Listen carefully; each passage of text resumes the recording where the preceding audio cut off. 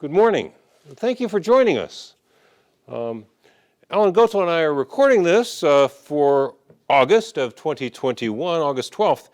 I hope you're using your masks outside, but we have about 40 feet between us and we're both vaccinated. So just wanted to wear the mask to remind you when you go out, take these with you. My wife, Kyoko Okura Gibbs, did the flowers for us. Alan Goto is our sole tech support here today.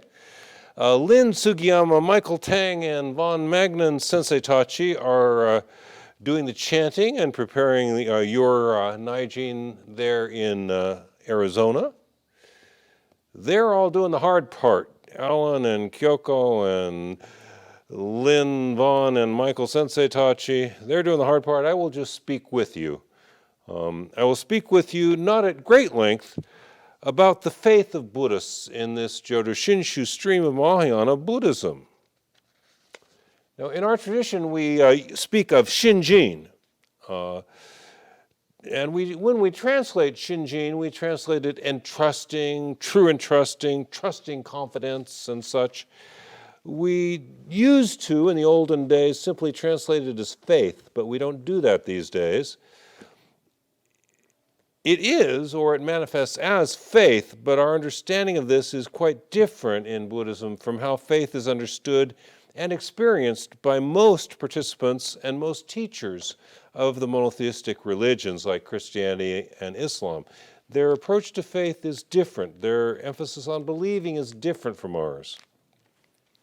There are points of continuity, but there are also points of discontinuity between what faith or trusting confidence or Shinjin are for us and what the faith of theists is. There are continuities between what it means to be a person who has faith in God and what it means to have trusting confidence in the vows of Amida Buddha. But allow me to start by mentioning some points of discontinuity and allow me to focus on the differences today. A Christian does not want to lose their faith, does not want to stop believing. As Buddhists, the trust that carries us forward operates at such a deep level of the psyche that it really doesn't matter if consciously we believe or not. That's not what it's about our holding certain beliefs.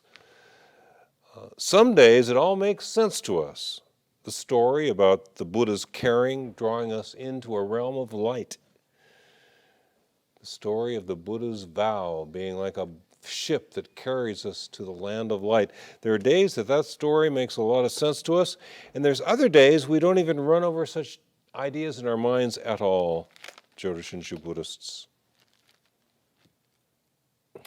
The compassion that we learn of as Buddhists cannot be alienated. Once this idea of an unconditional love, an unqualified acceptance is planted in our psyche, it becomes a center of strength. It becomes our Shinjin. This is not like the love of a father-like deity who might reject us at some point. This is not like the love of a mother-like divine figure that could be disappointed in us. This is a love and caring that cannot be taken away from us. The love and the caring of the Buddha cannot turn away from us. It's not a matter of believing. Once this vision settles into our unconscious hearts and minds, once this happens, even for an instant, something central about the ongoing process that is me changes. Something that is central about the ongoing process that is Gregory Gibbs changed when my heart opened to this teaching. Something basic to that ongoing process that is you changed or will change as your heart opens to this teaching. This is a love and a caring that cannot turn away from us. We are now persons of the vow. We are now in the club of those who become Buddhas at the moment of death. Those who become Buddhas at the exact moment of death club. We're in the club and our membership cannot be canceled.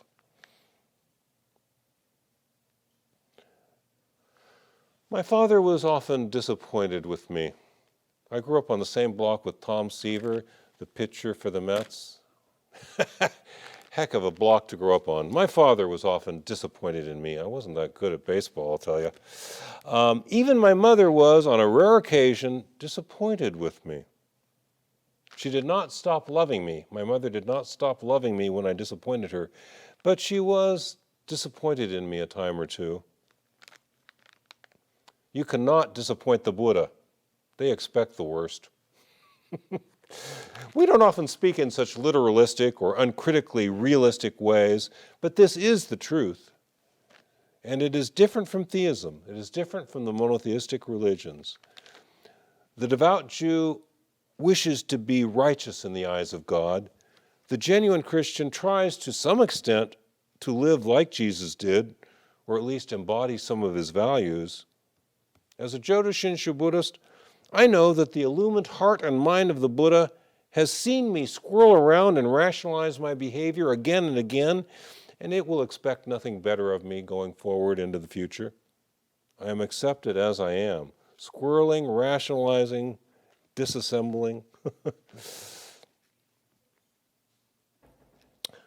The Buddha has been trying to reach us about our extended and unrevocable warranty.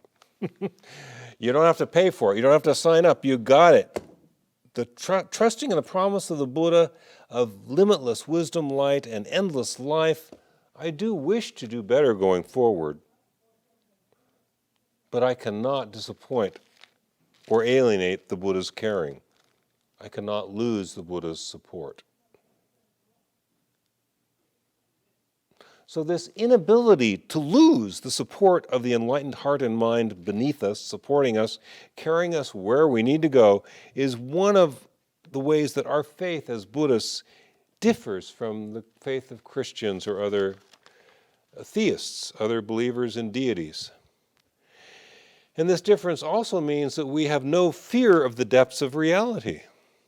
It may not abandon us. The Buddha may not abandon us. He wouldn't dare. They wouldn't dare. The Buddhas cannot reject us. Theists speak of fear of God, and that's considered a good thing in Christian and Muslim and Jewish tradition. By them, it's considered a good thing. We have no fear of the Buddha. We have no fear of Amida Buddha or any Bodhisattva. All the elevated spiritual personages in our tradition expect us to do badly, expect us to lie, cheat, steal, squirrel around, and rationalize, and they know we can't help it, and they forgive us and accept us just as we are.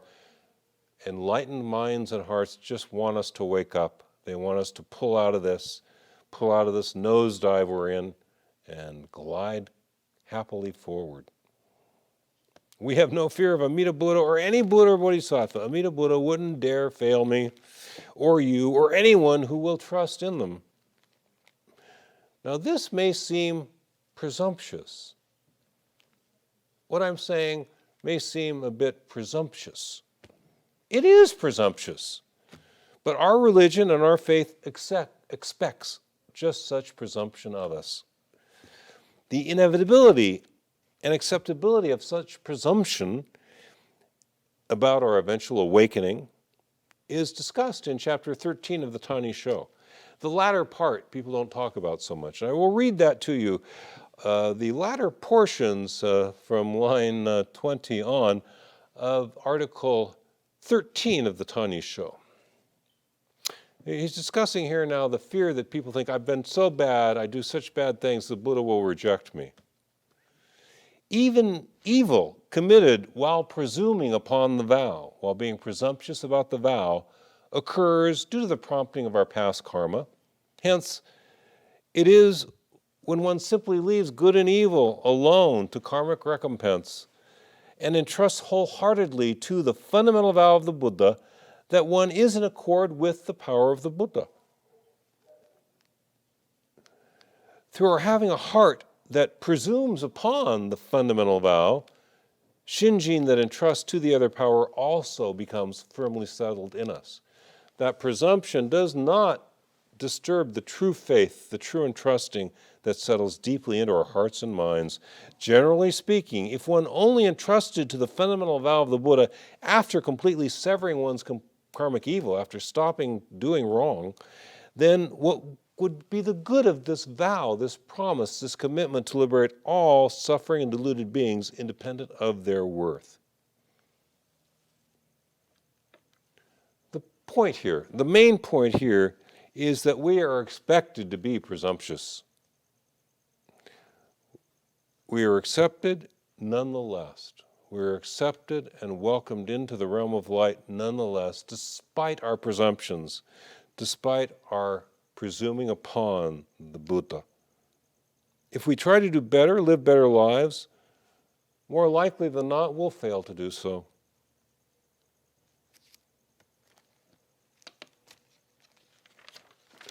Yet, we are told that simply trusting the Buddha's promise to liberate us will lead to the natural arising of gentle-heartedness and forbearance. This too is Shinran's teaching. Stop trying to do better. Stop trying to reform your life. Just trust in this promise and see what happens. And it may just be what the Buddha does, brings forth this gentle-heartedness and forbearance. This is what Shinran tells us. We become more tolerant of others and we become more gentle towards them. Gentle-heartedness and forbearance will arise naturally if we trust to this vow, trust the Buddha's promise, this promise that is made that cannot be revoked. This can be enough. For me, this will be enough to trust in the deep caring that invites us into illumination, a deep caring that invites us into liberation. To trust confidently, even presumptuously, and watch to see if some gentleness and acceptance of others may arise. Speaking with you here today from the Pasadena Buddhist Temple for the Arizona Buddhist Temple Sangha, I am asking, can this be enough? Could this be enough? To trust in this awakening process that envelops us, that surrounds us? Can this be enough to rely confidently on Amida Buddha's vow to liberate us? And to trust further that living with this trusting confidence, with this faith in the goodness that is emerging in our lives, to trust that some greater tolerance of others and some kindness toward them may start to arise naturally. This will be enough. This will be enough for me this morning to trust in the vow and hope a little bit gentler, kinder, more forbearing self emerges. This will be enough for me. May I suggest considering it enough for each of you as well. I told you I wouldn't speak at great length. I have gone on at some length about this matter of having faith in the Buddha's promise, in the vow of the Buddha. Having trusting confidence in the Buddha's vow of universal liberation, liberation for all deluded and suffering beings. Thank you for listening. Thank you for considering this perspective on life. Take care of yourselves until I'm able to see you again in Phoenix or elsewhere. Take care of one another. Appreciate this life if you can. I'm going to try. This life is something better than we realize. In closing, those who wish to, please join me in saying the Buddha's name a few times. We rely upon the source of limitless wisdom light and endless life. Namo Amida Butsu, Namanda Butsu, Namo Amida Butsu, Namanda Butsu, Namo Amida Butsu, Namanda Butsu, Namanda Butsu, Namo Amida Butsu.